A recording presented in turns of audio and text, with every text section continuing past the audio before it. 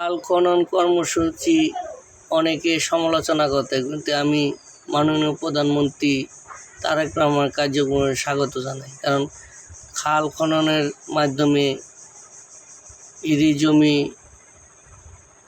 রক্ষণাবেক্ষণ থেকে শুরু করে শেষ কার্য ও বন্যা বা স্বাভাবিক জলপ্রবাহ বইতে পারবে। আর খাল বন্ধ হওয়ার কারণে দেখা গেল অল্প বৃষ্টিপাত বা বিভিন্ন নদীপথ সংযোগ বন্ধ হওয়ায় সমস্যা সৃষ্টি হয়।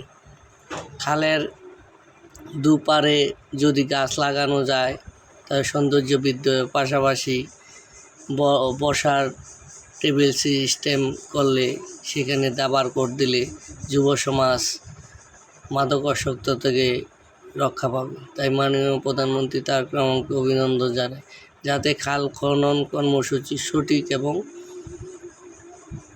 কুচক্রী মহলের প্রভাবে না পড়ে, তাই এই বিষয়ে লক্ষ্য রাখা উচিত।